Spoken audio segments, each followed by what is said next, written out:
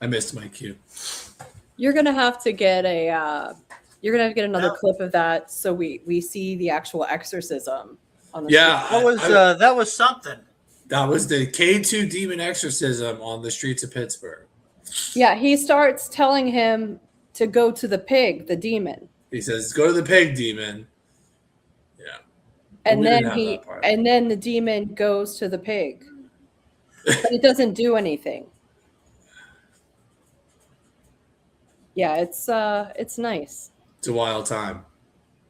All right.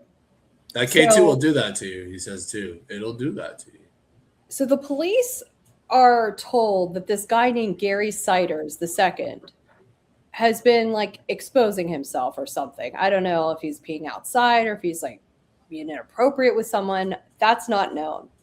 But when they go to this guy's house on a search warrant, they find his parents live there. This guy, Gary, who's 36 years old.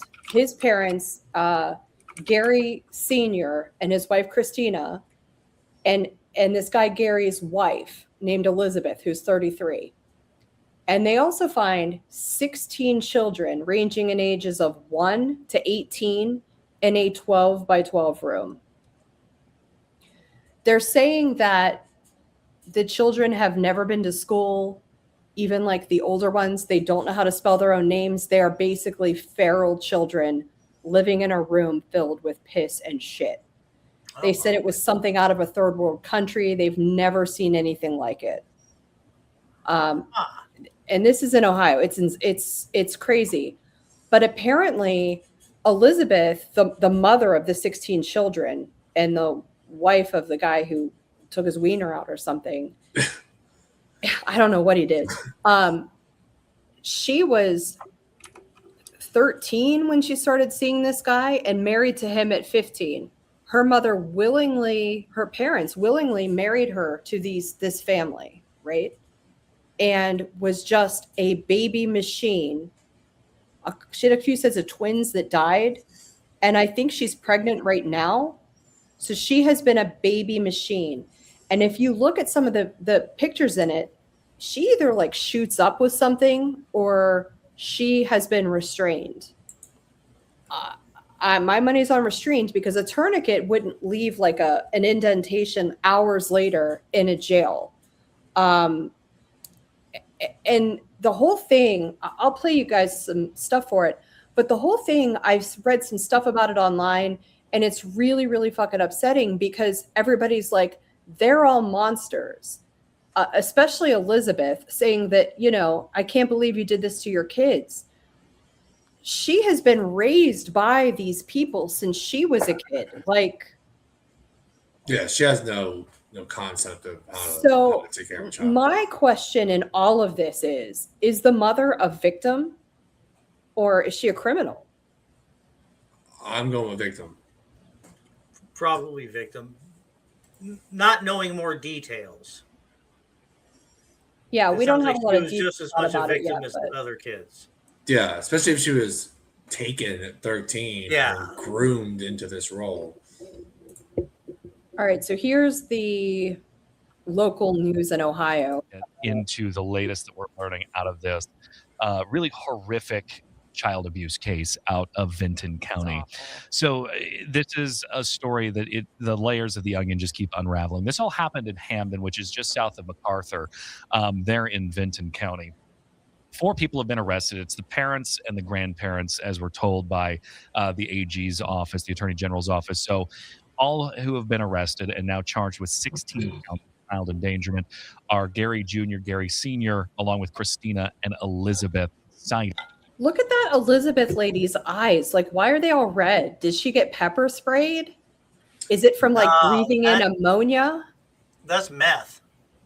You think that's meth? That's cooking or heavily using meth. I don't know. She's 33. Like, if she was doing meth, especially for a long period of time, she would look significantly older than that. That ages the shit out of you. Nah, it's hard. I mean, it's hard to say. Yeah.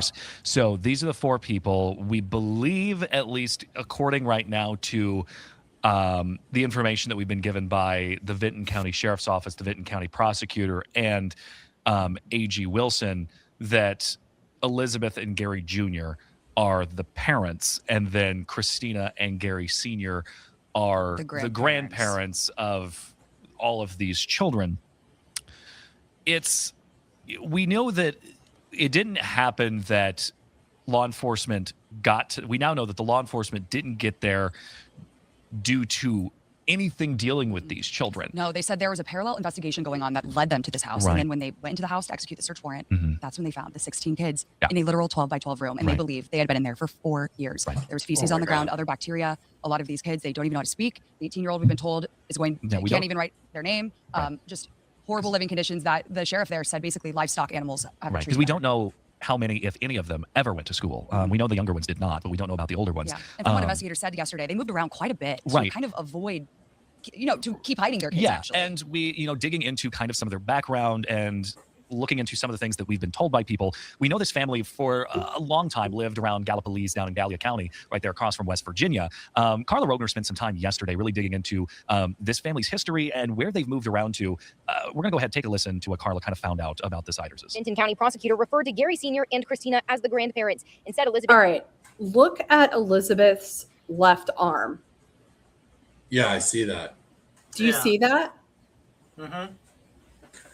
I don't... If you were shooting up, I don't know that you would compress it there. Would you compress it above the vein that you want to shoot that's what I would think too. But like, what is that? But if it's a restraint, it's in a weird place. Very weird place.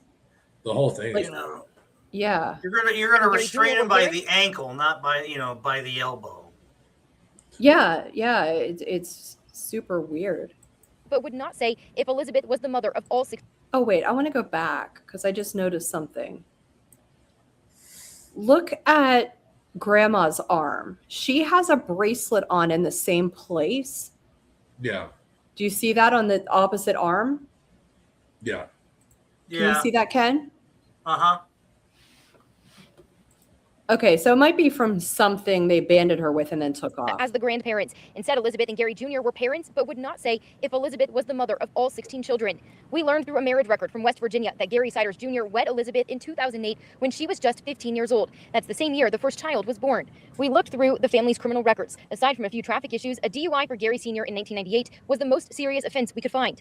Authorities say the family bounced around southeastern Ohio, even Wisconsin, before landing in the Vinton County home where authorities uncovered this house of horrors. Just almost beyond comprehension that this stuff can happen in our country and that it can happen in a house at the hands of people who are in charge of taking care of kids. So I dug into the West Virginia records for Carla because we knew that these two... Dangerously close to West Virginia. Yeah, well, that's where they got married. Yeah, you told me that they had to take her to West Virginia to get married because she couldn't do it in Ohio, right? Right. So they waited until she was 15 because the boyfriend was 18. That's when he turned 18, so he could be her husband / legal guardian. Yeah. Yeah, really weird. Couple other odd, just a lot of odd little things that came up. But like, she has a mother who's on Facebook, and she has not made her page private, and she's not saying anything, but she's just like sharing the news. And she has 2 brothers that are also on social media, and they're like, they look like they have some criminal records, but they're saying all kinds of stuff. And people are just like, what the hell's going on? And like, why have you not, they didn't know she had all these kids. They haven't seen her in like 16 years. Yeah. They had no idea about any of this stuff. The whole thing's strange. But it tracks from West Virginia, southeastern Ohio. So her attorney, her being Elizabeth, her attorney does an interview, I think like yesterday, and it's interesting.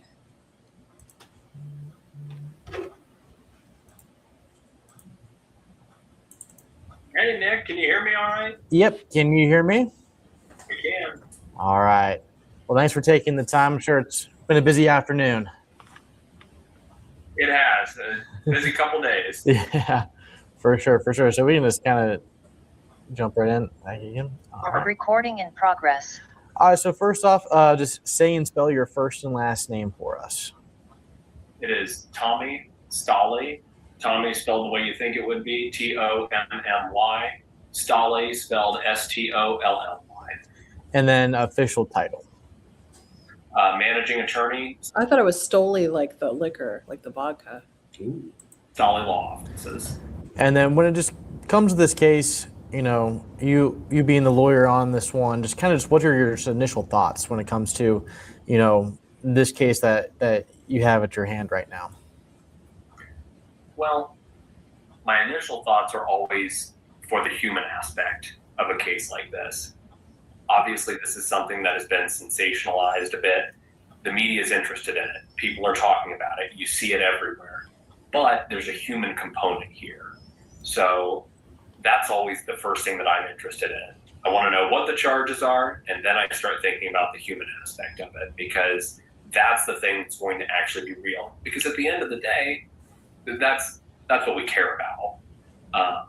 So that was my initial thought moving into this, and that's sort of the thought that I went in to the jail with today to speak with Elizabeth, to try to get more of the human side of things. Yes, so you went and you talked with Elizabeth today. Can you kind of share what you guys discussed, how she's doing? I did. I can share to an extent. So what I will say is that I had no idea what I was walking into. I saw the same headlines everyone else did. At one point, the term pure evil was used to describe Elizabeth and the home. And at another point, there was a comment that livestock had been treated better. So I really didn't know what I was walking into. When I walked in there, I met a woman who was timid and who was exhausted. It looked like she had been crying quite a bit. She looked distraught. And she was willing to talk to me, able to talk to me, and we sat down for about an hour and a half to go through the basics of this case. Obviously, to talk about some of the legal aspects that are coming up, future hearings in court, what my role is as her attorney. And then I asked her some more personal questions. I asked her if she had seen any of the coverage that has been online for the better part of a day now. She hasn't. She does not know how the home, the conditions, the investigation is being just. So he doesn't really say much else except, you know, the first thing she said are, where are my kids? Are they okay? When can I see them? What do you think? Do you think she's a victim?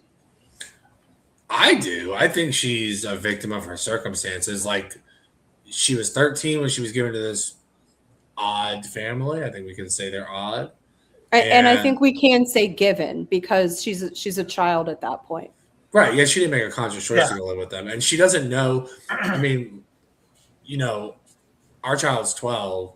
She couldn't raise a child. And if she had no like training whatsoever, or was just married off at 15, like, I don't know. Could you imagine marrying like a 12-year-old or a 13-year-old off? Like, that's crazy. That's crazy. I'd be like over my dead body. Yeah. Yeah. I can't imagine wanting to marry a 15-year-old. Yeah, that's. What do you have in common with them? Like, what are you going to talk about? But I guess that's probably not the end game in this, you know? Like, that probably wasn't the motivation. Yeah. So I guess Gary Jr. and his wife Elizabeth would walk to the dollar store every day and buy like bottled water and cooking alcohol, like vegetable oil, because of the high calorie content of the vegetable oil to give to the kids. Yeah. They're just feeding them vegetable oil? I think so, yeah. Oh my God. I mean, I don't know. That's what people are saying, but people are like, why are they only buying these two things? And that's what people have kind of guessed. Nobody's come out and said anything. Anyway, there's not a lot is known about this because this just happened in the last like couple of days. Right. I do have links to like all these social media accounts for her family members, but it's just weird. So I'm not going to bother with that. Yeah. But- yeah. That's all I got. And yeah, Thanks for coming on with us, Ken. Yeah, thanks, thanks for dude. having me. thanks, dude. I'll probably do this again on Wednesday. And I'll have all brand new stuff because I just get sucked in. So if you have anything good, send it to me. I want it. All right. Yeah. Play that outro. All right. We all done?